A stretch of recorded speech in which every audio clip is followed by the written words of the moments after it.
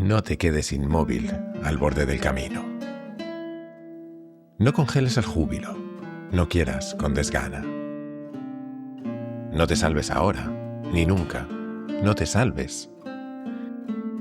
No te llenes de calma, no reserves del mundo solo un rincón tranquilo. No dejes caer los párpados, pesados como juicios. No te quedes sin labios, no te duermas sin sueño, no te pienses sin sangre, no te juzgues sin tiempo. Pero si, pese a todo, no puedes evitarlo, y congelas el júbilo, y quieres con desgana, y te salvas ahora, y te llenas de calma, y reservas del mundo solo un rincón tranquilo, y dejas caer los párpados, pesados como juicios, y te secas sin labios, y te duermes sin sueño, y te piensas sin sangre, y te juzgas sin tiempo, y te quedas inmóvil al borde del camino, y te salvas. Entonces, no te quedes conmigo. Casi constantemente sentimos la necesidad de librarnos de las decepciones, de los corazones rotos y de las pérdidas que nos acompañan inseparablemente porque estamos hechos de esperanzas y de deseos que chocan una y otra vez con la realidad, con la indiferencia del tiempo y del azar y con las esperanzas y los deseos muchas veces opuestos de otros. El poema de Mario Benedetti, que te he leído al principio, es una invitación a vivir la vida en su plenitud, a no tratar de protegernos, quedándonos a un lado y aislándonos. Es un recordatorio brutal de que no se puede vivir a una distancia de seguridad de la vida, de que también nos puede romper el corazón nuestro propio miedo a vivir. Si te soy sincero, no sé muy bien de qué va a ir el capítulo de hoy, pero sí sé que empieza con una pregunta bastante difícil. ¿Cómo podemos extraer fuerza del sufrimiento? Madre mía.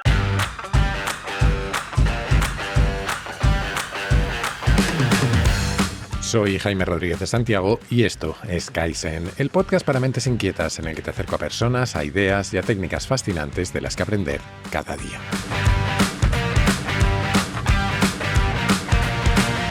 Sí, el de hoy es de los capítulos intensitos y hemos empezado especialmente poéticos, soy consciente. Pero es que parte de lo que me animó a escribirlo fueron un par de artículos de un blog del que te he hablado alguna vez, The Marginalian, de María Popova. Y ella tiene un estilo bastante poético de escritura.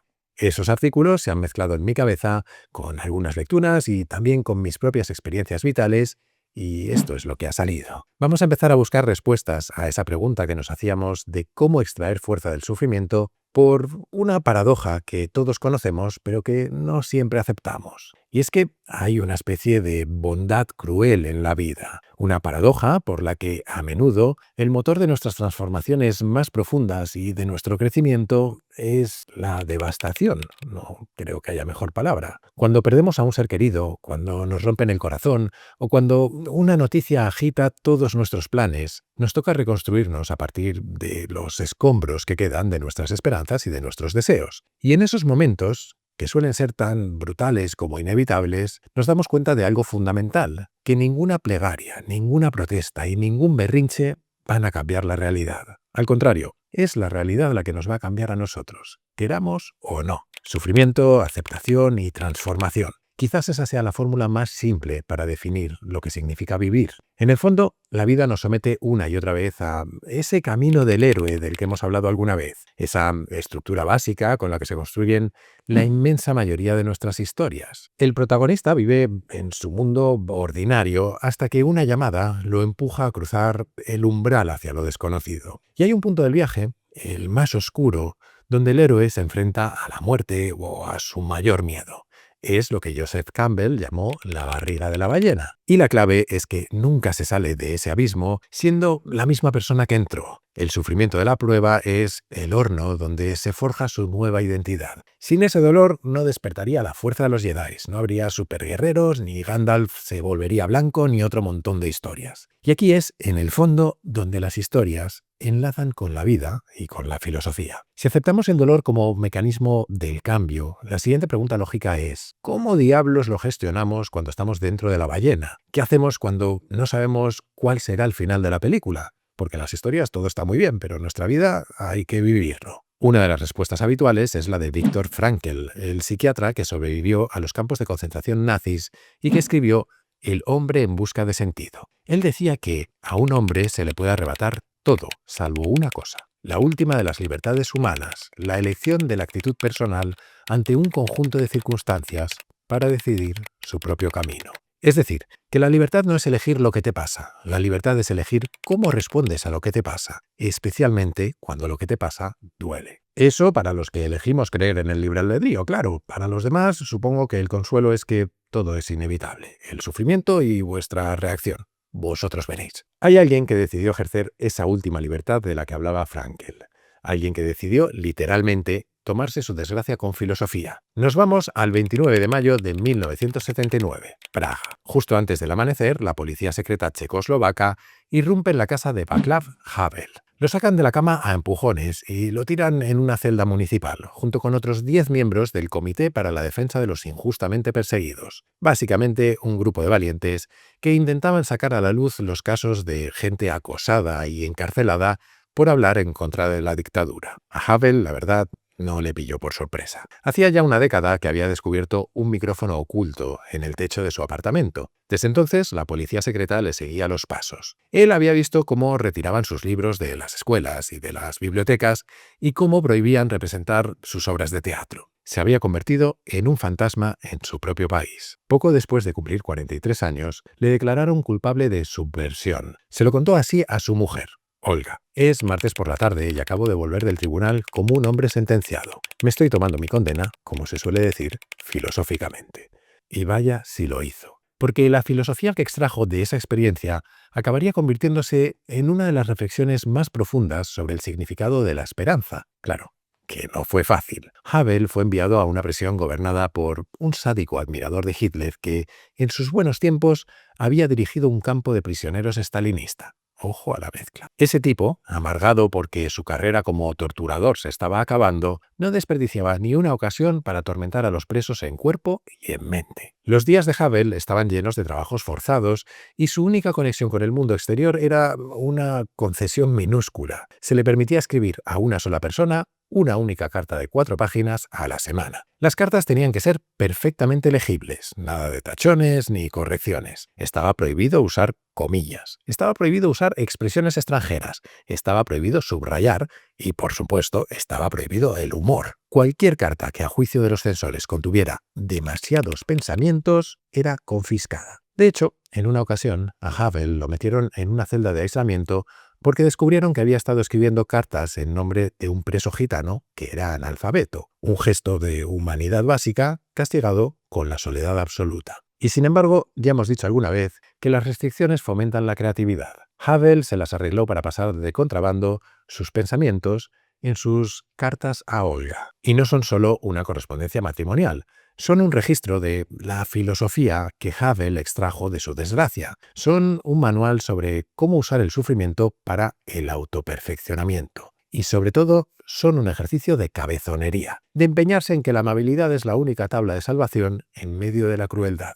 Pero Havel no se quedó solo en la amabilidad abstracta. Días después de recibir la sentencia, afrontando lo que tenía por delante, diseñó una estrategia de supervivencia espiritual. Entendió que estaba en una situación radicalmente nueva y que lo primero que tenía que hacer era aprender a vivir con ella. Eso significaba reestructurar sus valores, buscar otras esperanzas, otros objetivos, hasta llegar a un nuevo concepto de la vida. Pero cuidado, porque aquí hay un matiz interesante. Havel también se dio cuenta de que esto no consistía en cambiar por completo quién era, sino más bien en aprovechar la cárcel para volver a su esencia. Él sentía que con el éxito y la vida adulta, se había acabado creyendo su propio personaje, y le dice a Olga que uno de sus objetivos es la autoconsolidación, es decir, recuperar quién era realmente. Es curioso, ¿verdad? La cárcel de todos los lugares posibles, convertida en un instrumento de reconstrucción personal. Él lo explicaba así: no tengo intención de revisar mi visión del mundo, por supuesto, sino de encontrar una mejor manera de cumplir con las exigencias que el mundo,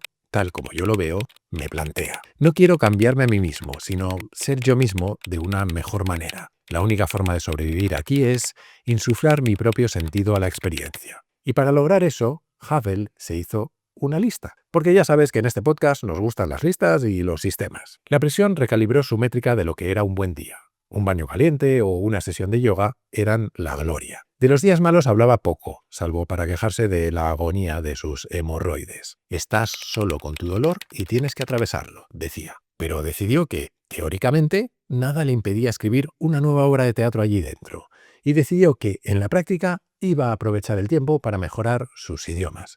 Así que en una de sus cartas a Olga, entre peticiones de calcetines calientes y vitaminas, le pidió un diccionario de alemán y estableció sus resoluciones para la condena. 1. Mantenerse al menos tan sano como estaba y quizás curarse las hemorroides. 2. Reconstituirse psicológicamente. 3. Escribir al menos 2 obras de teatro. 4.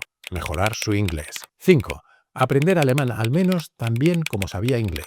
Y 6. Estudiar la Biblia a fondo. Un puñetero plan de desarrollo personal en toda regla en medio del infierno. Ole. Sin embargo, la vida o el régimen le tenía reservada una prueba más. 3 años después de entrar en prisión, la policía estatal le visitó. Le hicieron una oferta tentadora. Podía estar en casa esa misma semana. Solo tenía que hacer una cosa: escribir una única frase renunciando a sus puntos de vista y pidiendo el indulto. A diferencia de Galileo, Havel se negó. 4 meses después, la cosa se puso fea. Él cayó enfermo con una fiebre tan alta que temió no sobrevivir. Los guardias, asustados también, lo metieron en la parte trasera de una furgoneta y lo llevaron a un hospital penitenciario en Praga, delirando y esposado en pijama. Cuando poco a poco volvió a la tierra de los vivos, Havel se la jugó. Apostó a que los censores del hospital serían menos estrictos que los de la prisión y escribió una carta detallada a Olga contando su situación. Y la carta llegó. En una época anterior a las redes sociales, Olga movilizó a sus contactos en el extranjero y empezaron a llover peticiones de solidaridad desde todo el mundo. Y así llegamos al final de esta historia, que tiene un giro casi cómico. Una noche, ya de vuelta en la prisión, y justo cuando estaba a punto de dormirse, varios guardias entraron en su celda, junto con un médico y una funcionaria. Le informaron de que su condena había terminado. Havel se quedó tan atónito, tan descolocado ante la libertad repentina, que tuvo una reacción que encarna perfectamente la metáfora de las prisiones mentales en las que a veces elegimos vivir. Pidió pasar una noche más en su celda, pero se negaron. Ya era un civil, así que lo sacaron a la calle tal cual estaba, en pijama. Afortunadamente, la inmensa mayoría de nosotros no vamos a vivir en campos de concentración nazis como Frankel o en cárceles comunistas como Václav Havel. Y aunque precisamente por lo extremos que son sus casos deberían inspirarnos para afrontar cualquier otro tipo de dificultad, a veces nos parecen tan lejanos que nos cuesta sacar lecciones que aplicar a nuestro día a día. Así que vamos a tratar de terminar hoy con algunas ideas que nos puedan ayudar. Lo que permitió a Havel no solo sobrevivir a esos años en la cárcel, sino salir de ellos con el espíritu intacto y acabar siendo, por cierto, el presidente de su país, no fue el optimismo. Y esto es importante. Havel tenía muy claro que el optimismo, la creencia de que las cosas van a salir bien simplemente porque sí, es una estrategia peligrosa cuando te enfrentas a una realidad brutal. Si confías en que te van a liberar pronto y no ocurre, te rompes. Esto es lo que se conoce como la paradoja de Stockdale, en honor del almirante James Stockdale, que sobrevivió 7 años como prisionero de guerra en Vietnam. 7 años en los que fue constantemente torturado y sin tener ni idea de cuánto tiempo duraría aquella angustia. Cuando le preguntaron sobre cómo logró gestionar esa terrible incertidumbre, contestó que nunca dudó de que sobreviviría. Y no solo eso, nunca dudó de que convertiría esa experiencia en una de las más importantes de su vida. Pero cuando le preguntaron por otros que no sobrevivieron, Stockdale dijo que fueron los optimistas, aquellos que, por ejemplo, creían que los liberarían en Navidad. Y la Navidad llegó y se fue. Y la siguiente Navidad y varias más, y ellos acabaron rindiéndose, desmoralizados y con el corazón roto. Stockdale lo resumía con la siguiente frase: nunca debes confundir la fe de que al final vencerás, que es algo que nunca debes perder, con la disciplina de afrontar los hechos más brutales de tu realidad, cualesquiera que estos sean. De forma parecida, Havel no tenía optimismo, tenía esperanza, pero una esperanza entendida de una forma brillante. La esperanza no es lo mismo que el optimismo. No es la convicción de que algo saldrá bien, sino la certeza de que algo tiene sentido independientemente de cómo resulte. Repito, la certeza de que algo tiene sentido independientemente de cómo resulte. Fíjate en el cambio de perspectiva. El optimismo depende del resultado externo, pero la esperanza de Havel depende del propósito interno. Si lo que haces, si tu sufrimiento, si tu lucha tiene algún sentido para ti, entonces el resultado, aunque importa, deja de ser lo único que te sostiene. Puedes aguantar la derrota, puedes aguantar el dolor y puedes aguantar la cárcel, siempre que sientas que estar ahí sirve a un bien mayor, a que otros sean más felices o a lo que sea ese camino propio del que hablaba Frankl. Y sí, también sé que a veces es difícil encontrar ese sentido. A veces nos toca enfrentarnos una y otra vez a sufrimientos tan profundos que hacen que el dolor eclipse todo lo demás. Y entonces la vida nos puede parecer literalmente un sinsentido, pero si algo he aprendido es que hay una dignidad igual de profunda en superar esos sufrimientos. Una dignidad que por sí misma da sentido a ese esfuerzo. Y creo que esto nos va a servir para cerrar el círculo. Empezamos con Benedetti diciendo: no te salves, no te quedes inmóvil al borde del camino, no te llenes de calma, porque huir del sufrimiento, evitar el riesgo, quedarse en un rincón seguro, no es vivir. La verdadera fortaleza no es que nada te dañe, es más bien atreverte a vivir plenamente, aceptar que te van a romper el corazón, que puedes fracasar y que a veces la vida te va a pasar por encima. Es asumir que el consuelo no está en pensar que todo saldrá bien, sino en que salga como salga, tiene sentido.